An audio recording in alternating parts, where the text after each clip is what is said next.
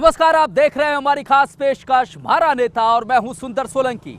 ETV का कारवा पहुंचा है सिरसा जिले के कालावाली विधानसभा क्षेत्र में, जहां जनता दरबार लगा रहे हैं श्रोमणी अकाली दल और इनेलो गठबंधन के विधायक सरदार बलकौर सिंह कालावाली।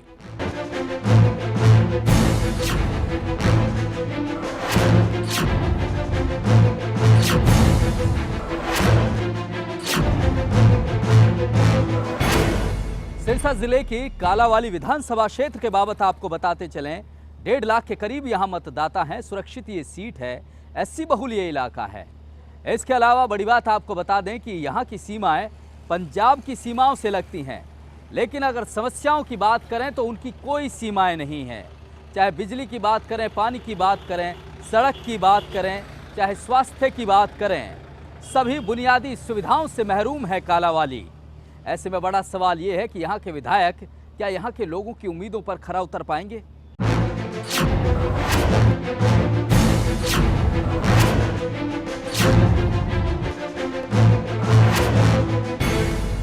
जी हाँ, सिरसा जिले की कालावाली विधानसभा क्षेत्र में जनता दरबार लगा हुआ है और जनता दरबार लगा रहे हैं सरदार बलकौर सिंह, जो इनेलो और एसएडी के विधायक हैं। इनके बाबत आपको बता दें कि 1996 में एसजीपीसी के मेंबर रहे और 2004 तक ये जिम्मेवारी उनके पास रही।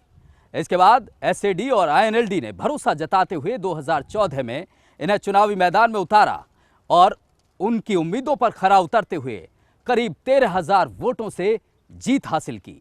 जी हां, सरदार बलकौर सिंह जनता दरबार लगा रहे हैं, कालावाली के विधायक हैं। सर, स्वागत है आपका।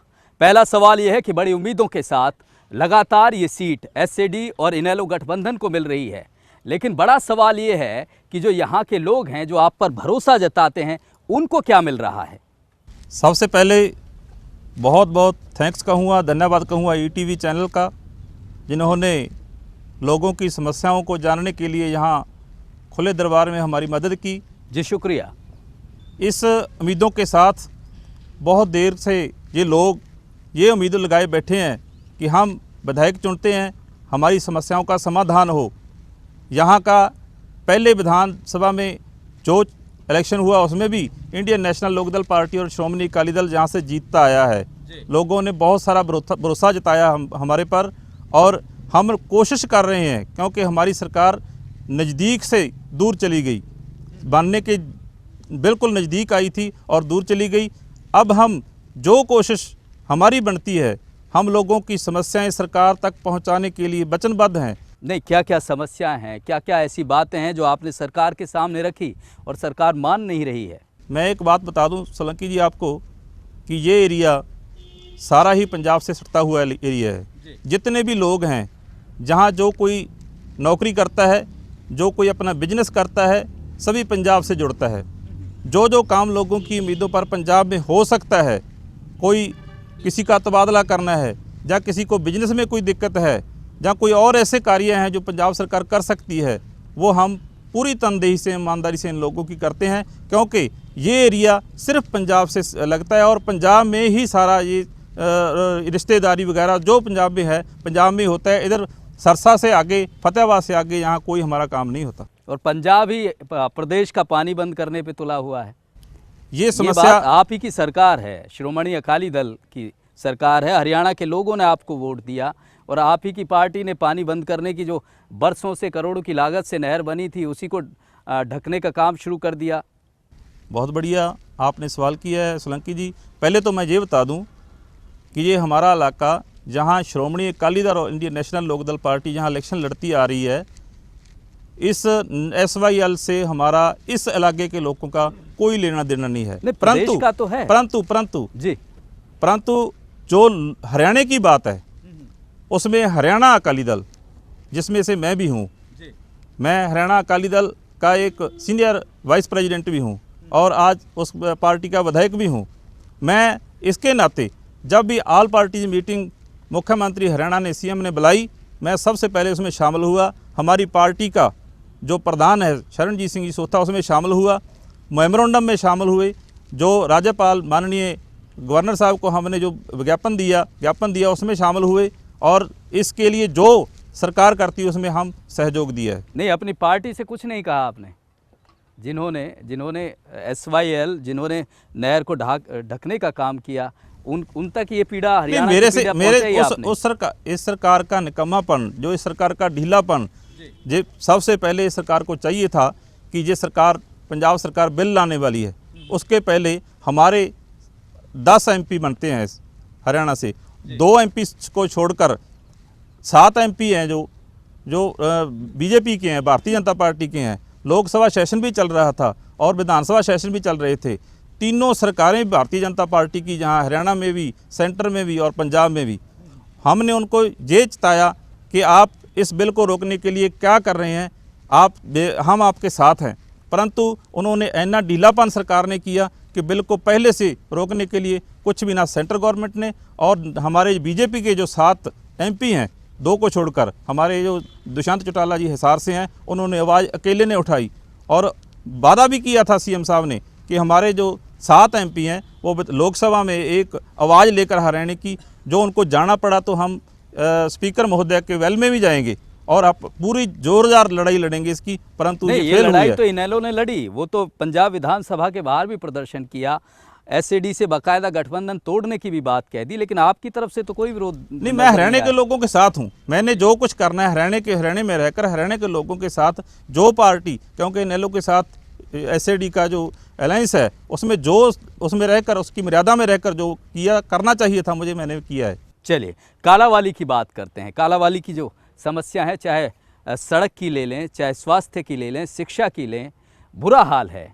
इनसे लड़ने के लिए, इन्हें ख़त्म करने के लिए क्या कुछ प्लानिंग है आपके पास, या केवल यही कहते रहेंगे कि भाई सरकार ही नहीं हमारी, हम क्या करें? नहीं, हम ये तो नहीं कहते, ये तो लोगों को पता है कि हमारी सरकार नहीं है। हमारी सरकार भी इन लोगों ने देखी है।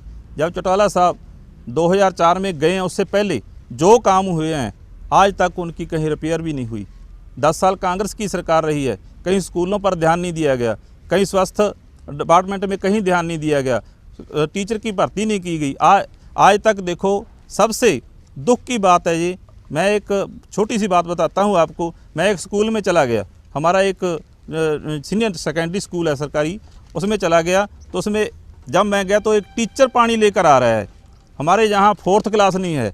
जो स्वच्छ भारत की बात जो गवर्नमेंट कर रही है, एक 4th क्लास हमारे स्कूल में नहीं है। टीचरों की 25 टीचरों की कमी है, और बहुत सारे स्कूल ऐसे हैं जहाँ बहुत सारी कमी है। सड़कों की बात कही है आपने, सड़क चौटाला साहब की सरकार में बनी थी, बहुत सारा यहाँ विकास हुआ है। जो सड़कें नई निकाली गई हैं वो चौटाला साहब के राज में निकाली गई हैं, परंतु 10 साल कांग्रेस सरकार रही है, कहीं एक भी ईंट जहाँ सरसा हल्के में नहीं लगी है। यहाँ कालावाली की बात तो छोड़ो। बलकौर जी, दिक्कत क्या है? मैं आपके ही INLD के विधायक हैं फतेहाबाद के, बलवान सिंह जी, वो कहते हैं कि मैं तो लड़के काम निकलवा लेता हूं, मैं केवल ऐसे नहीं कि भाई समस्या ही गिनाऊंगा, मैं तो हल करवा लेता हूं। क्या है, आप मजबूती से अपनी बात नहीं रखते हैं? नहीं, ये बात नहीं है। ये समस्याएं तो जनता ने तो आपको चुन दिया। सोलंकी जी, सबसे पहले लड़ने की जहाँ ये बात नहीं है। सबसे पहले मेरा सवाल था, आप भी निकलवा सकते हो विधानसभा में, कि यहाँ कॉलेज की कमी है। सबसे पहला मेरा क्वेश्चन ये था, तो मेरे को सरकार में ना में जवाब दिया, और फिर मैं यही सवाल लगाया, आज फिर भी सवाल लगाया, और आज सरकार ने ये अनाउंस कर दिया है कि यहाँ कॉलेज की कमी है, हम इसको कॉलेज को बनवाएंगे। और एक नशे की बीमारी है जो आपके युवाओं को खोखला कर रही है, उसका क्या? नशे के लिए भी सरकार को बार बार कोसा है जी। नहीं, जो हमारे जो समाधान क्या दिया सरकार को क्या कुछ कदम उठाने चाहिए, कुछ सजेशन आपने दिया? सजेशन तो सरकार को यही दिया है कि जो कर रहे हैं ऐसे कार्य लोग, उनके लिए हम उनके साथ नहीं हैं। आप उसका जो कार्रवाई करें, हमारा सहयोग जो आपको चाहता है हम देने के लिए तैयार हैं। सबसे पहले जो नशा, मेडिकल जो नशा है, उसको रोकने के लिए आप प्रयास करें, हम आपके साथ हैं। हमने 2-3 बार दफ़ा CM साहब को भी और SP साहब को भी हर महीने 2 महीने बाद हम उसको चेताते रहते हैं। तो ये मेडिकल का नशा कौन है, इसके पीछे कौन लोग हैं, क्यों? सरकार को पता है जी। सरकार इसके लिए वही बात आ जाती है कि ढीलापन दिखा रही है सरकार। जो भ्रष्टाचार की बात करती है सरकार, इस पर ये कहने के लिए बहुत ज़रूरी है कि देखो, पुलिस तो कार्रवाई करती है, मौके पर पहुंच भी जाती है, परंतु जब वो नशे की बात आती है तो आप जो ड्रग इंस्पेक्टर आता है उसको कैंसिल करके चला जाता है। ये इसमें भी कुछ ना कुछ सरकार की गड़बड़ी है। जो लोग इसमें शामिल हैं, चाहे ऑफिसर हैं, चाहे पब्लिक के हैं, चाहे कोई राजनीतिक लोग हैं, उनको सामने लाने के लिए सरकार को जो हमारे से सहयोग होगा हम करने के लिए तैयार हैं। सरकार गंभीर नहीं है इस समस्या को लेके, बड़ी बात कह रहे हैं सरदार बलकौर सिंह। एक बड़ा आरोप लगा रहे हैं सरकार पर। जिस तरह से सरकार बात करती है कि वो भ्रष्टाचार खत्म कर चुकी है, यहाँ बड़ा जो आरोप लगाया है उनका ये कहना है कि जो नशे की समस्या है उसके पीछे भ्रष्टाचार है। जो कार्रवाई सख्त होनी चाहिए उस पर सरकार का ध्यान नहीं है। एक छोटे से ब्रेक के लिए यहाँ रुक रहे हैं। ब्रेक के बाद कालावाली की जनता खुद अपने विधायक से रूबरू होगी, यहाँ की समस्याएं रखेंगी और देखते हैं क्या कुछ समाधान देते हैं सरदार बलकौर सिंह। एक छोटे से ब्रेक के बाद। 2 साल हो गए जी सब डिवीजन का अनाउंस किए तो वो बनी नहीं। सब डिवीज़न की सोलंकी जहाँ बहुत ज़रूरत है।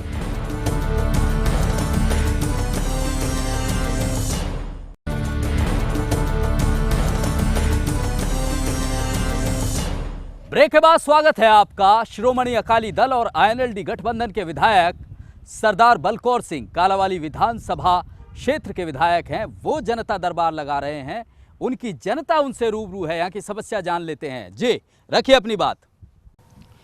हाँ जी विधायक साहब, 2 साल हो गए जी सब डिवीजन का अनाउंस किए तो वो बनी नहीं, क्या प्रॉब्लम है? विधायक जी ये बड़ी समस्या है, हमने भी लोगों से पता किया है। सब डिवीज़न का दर्जा मिलना था, हुड्डा साहब ने घोषणा की, लगातार घोषणाएं मिलती जा रही हैं, कालावाली को कुछ मिल नहीं रहा है। आप क्या समस्याएं ठीक से रख नहीं पाए हैं, क्या बात है?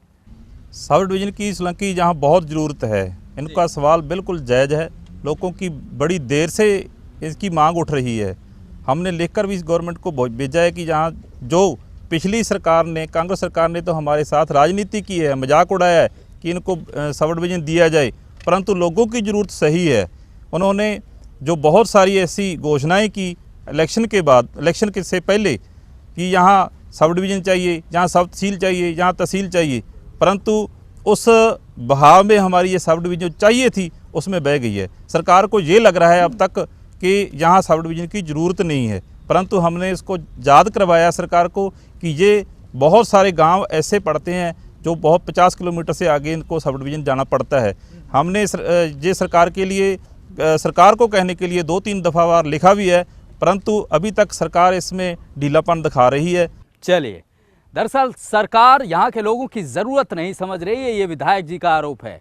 लेकिन हम ईटीवी के ज़रिए ये कालावाली के लोगों को भरोसा देते हैं कि उनकी बात जो सब डिविज़नल की जो बनाने की मांग है सब डिवीज़न की, उसको रखेंगे, सरकार तक पहुंचाएंगे और हमारी कोशिश होगी कि यहाँ के लोगों को ये जो इनकी पुरानी मांग है वो पूरी हो। अगली समस्या ले लेते हैं। जी रखिए अपनी बात।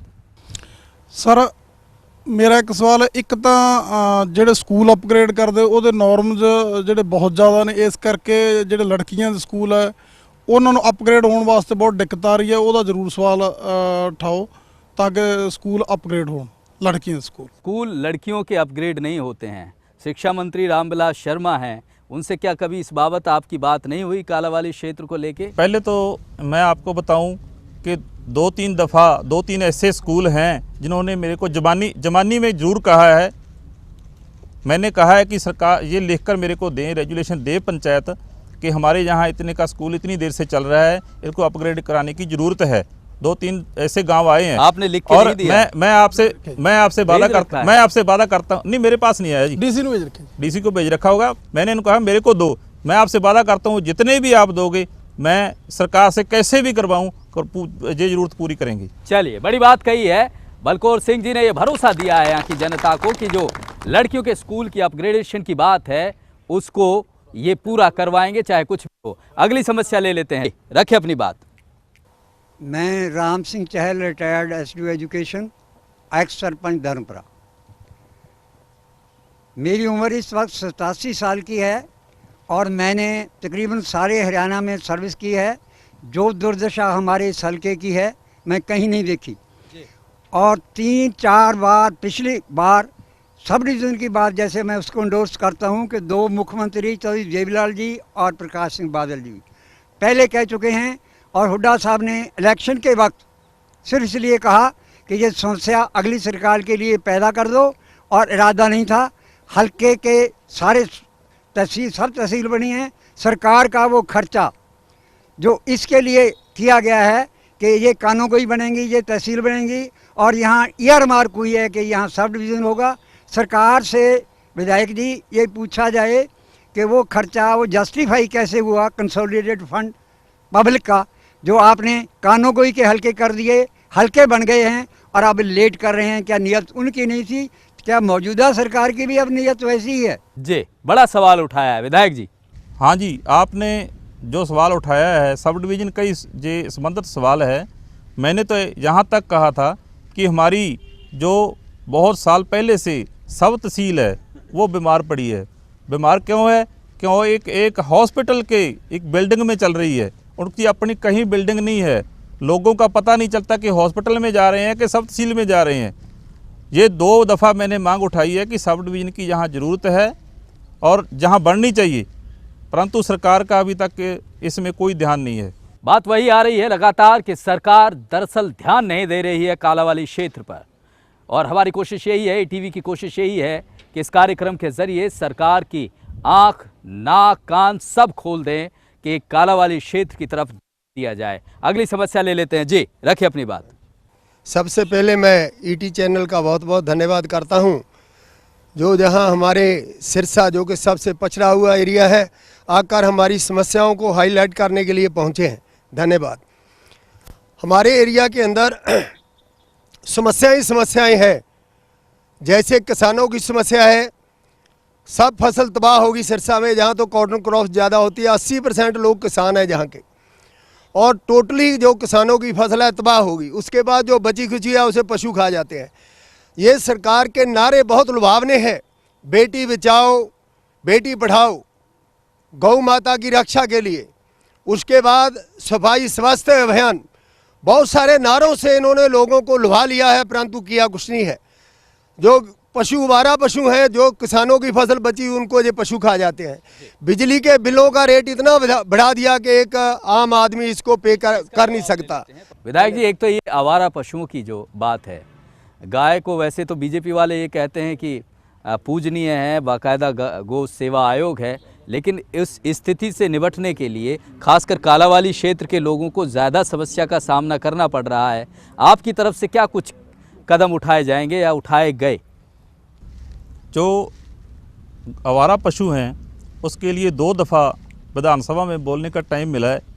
हमने तो ये सुझाव भी दिया था इनको कि जो गांवों में आवारा पशु फिर रहे हैं, लोगों की जान माल की सुरक्षा नहीं हो रही, उनका एक्सीडेंट होता है, कहीं गाय मर जाती है, कहीं जो लोगों के चोटें आती हैं और जानें भी चली जाती हैं। ये बहुत बड़ी समस्या है। इन्होंने ये तो एक्ट बना दिया कि गाय को यदि कोई गलत तरीके से मारेगा तो उसको ये सज़ा मिलेगी, परंतु गाय की रक्षा के लिए ये सरकार गंभीर नहीं है। इसका मैंने सुझाव दिया था कि सभी गांवों में शामलाट पड़ी है, कुछ ना कुछ एकड़ शामलाट से ये पंचायतों को दी जाए और पंचायतों को ये कुछ ना कुछ सरकार की तरफ से भी कुछ ना कुछ मदद मिले और ये लोग संभालने के लिए तैयार हैं, परंतु सरकार ने अभी तक इसका जवाब नहीं दिया है। शामलाट बहुत पड़ी हैं और ये समस्या हल हो सकती है। ये जो आपका प्रशासन है कालावाली का, इसकी मदद से क्या आप कम से कम यहाँ के लोगों को तो छुटकारा दिला सकते हैं? कुछ ऐसी अपने लेवल पे कुछ ऐसी कोशिश करें। सरकार तो नहीं सुन रही है तो समस्याएं बनी रहेंगी क्या? देखो, डीसी साहब ने, जो पहले डीसी साहब थे, हमारे डिप्टी कमिश्नर थे, उन्होंने एक उदाहरण के तौर पर सरसा ज़िला में एक सबसे पहले, क्योंकि गौओं को तो थोड़ा बहुता संभाल लेते हैं गौशालाएं, जो गौ ये नंदी फिर रहे हैं, बहुत सारे ऐसे सांड ऐसे हैं जो लोगों की ज़्यादा समस्या है, उनके लिए एक नंदीशाला बनानी उन्होंने शुरू की थी। हमारे कहने पर ही शुरू की थी कि आप नंदीशालाएँ हर मंडी में, हर गांव में बनाएं, और एक बनाने के बाद वो काम वही रुक गया है, अभी आगे नहीं चला है, और दोबारा इसका जवाब लेने के लिए सरकार को लिखा जाएगा। चलिए, ये भरोसा दे रहे हैं विधायक जी कि नंदीशालाओं का जो एक कारवा, जो एक बात शुरू की थी पहले, वो अभी भी पेंडिंग पड़ी है, लेकिन दोबारा कोशिश की जाएगी और आवारा जो पशु की समस्या है कालावाली हल्के में, उससे निपटने की कोशिश में वो अपने प्रयास में लगे रहेंगे। अगली समस्या ले लेते हैं जी। जी रखिए अपनी बात। ਵਿਧਾਇਕ ਜੀ ਬੇਨਤੀ ਹੈ ਸਾਡੀ, ਪਿਛਲੀ ਸਰਕਾਰ 'ਚ ਵੀ ਕਰੀ ਸੀ, ਹੁਣ ਵੀ ਤੁਹਾਨੂੰ ਵੀ, ਗੁਰੂ ਗੋਬਿੰਦ ਸਿੰਘ ਮਾਰਗ ਸਾਡਾ ਅਧੂਰਾ ਪਿਆ ਹੈ। ਇਧਰੋਂ ਪੰਜਾਬ 'ਚ ਬਣ ਗਿਆ ਜੀ, ਉਧਰੋਂ ਬਣ ਗਿਆ, ਹਰਿਆਣੇ ਦਾ ਪੈਸਾ ਕਿੱਥੇ ਗਿਆ ਜੀ, ਇਹ ਦੱਸਿਆ ਜਾਵੇ ਸਾਨੂੰ। जी बड़ी समस्या उठाई है विधायक जी, आप जानते होंगे। ਔਰ ਸੈਂਟਰ ਗਵਰਨमेंट ਵੱਲੋਂ ਕਹਿੰਦੇ ਪੈਸਾ आया जी ਇਹਦਾ। मैंने 2 बार क्वेश्चन लगाया जी विधानसभा में जी। जी पहला सवाल तो मेरा ये कहकर टाल दिया गया कि जो गांव आपने लिखे हैं ये गांव इस मार्ग पर नहीं आते, इसलिए इसका बनाने की कोई ज़रूरत नहीं है। दोबारा फिर मैंने ये सवाल लगाया कि गुरु गोबिंद सिंह मार्ग एक पंजाब में से आता हुआ जहाँ हरियाणा को टच करता है, जो केवल की तरफ आता है। पंजाब ने सारा वो जो गुरु गोबिंद सिंह मार्ग है बना दिया है, बहुत बढ़िया बनाया है, परंतु हरियाणा की हद पर, हरियाणा के बॉर्डर पर आकर वो रुक जाता है और उसकी सड़क की इतनी बुरी हालत है, वहाँ आप पहचान नहीं सकते कि यह सड़क है भी या नहीं है। ये सौतेला व्यवहार किया है। पैसे भी हुड्डा साहब यहाँ अनाउंस कर गए थे सरसा में आकर कि गुरु गोबिंद सिंह मार्ग के लिए इतने पैसे आ गए हैं, हम थोड़ी देर के बाद इसका टेंडर करेंगे, परंतु आज तक इस सरकार ने भी इस पर ध्यान नहीं दिया। हमने 2 बार क्वेश्चन लगाया, इसका ना में जवाब आया है और दोबारा फिर इसकी कोशिश करते हैं कि ये मार्ग जल्दी से जल्दी बने। चलिए विधायक जी ये भरोसा दे रहे हैं यहाँ के लोगों को, इस मार्ग को लेकर वो गंभीर हैं और इस समस्या को लगातार उठाते रहेंगे। अगली समस्या ले लेते हैं। जी रखिए अपनी बात। पहले तो मैं ईटीवी का बहुत बहुत धन्यवाद करता हूं जो हमारी समस्याएं सुनने हमारे बीच आए। जी शुक्रिया। और हमारे विधायक जी से हमें रूबरू किया। विधायक जी मेरी आपसे एक सवाल ये है कि बिजली का जो आवंटन है, जो बिजली गाँव को सप्लाई की जाती है, उसमें बहुत से ऐसे गांव हैं, कईयों में तो 20-22 घंटे 24 घंटे में से बिजली दी जाती है गांव को, और बहुत से गांव ऐसे हैं सुबह 7 बजे से लेकर शाम के 7 बजे तक सिर्फ 2 घंटे बिजली दी जाती है। ये अनइवन आवंटन क्यों है? जी बड़ा सवाल उठाया है कि गांव में बिजली नहीं है। हरियाणा की बात कर रहे हैं हम, और सरकार कह रही है 24 घंटे बिजली दे रखी है, बड़े बड़े वादे हैं। क्या ये क्या है कि दिक्कत क्या है, परेशानी बिजली की क्या समस्या बहुत बड़ी समस्या है। सरकार इस तरफ बहुत कम ध्यान दे रही है, क्योंकि गाँवों में जो लोग बसते हैं, जो भाई हमने तो ये भी कहा था, इन्हों के चोण मैनिफेस्टो में भी लिखा है कि हम ढाणियों को बिजली पानी मुफ्त देंगे, परंतु अब तक गांवों को बिजली पूरी नहीं मिल रही है। ये इसकी समस्या सही है। इसके समाधान के लिए मैंने एससी लेवल के ऑफिसरों के लिए ये कहा है कि गांवों की बिजली आप दिन में बढ़ाइए। एक शर्त रख दी है सरकार ने, जो कि लोगों के लिए ये मुश्किल है। उन्होंने कहा है कि आप बिल भरवाइए, हम उनको 24 घंटे बिजली देने की शुरुआत करेंगे। तो बिल नहीं भरते हैं ये गाँव के लोग? ये सरसा जिला ऐसा है सोलंकी जी, जो कि 99% ये बिल अदा करता है, परंतु ये थोपा जाता है सारे हरियाणा का सिर्फ सरसा जिला पर। परंतु फिर भी बिजली की स्थिति वहीं की वहीं है। जो सरसा में सारे हरियाणा में, ऑल हरियाणा में जो उसका प्रपोजल बनता है, वही हमारे पर लागू हो जाता है। जी बड़ी बात कही है।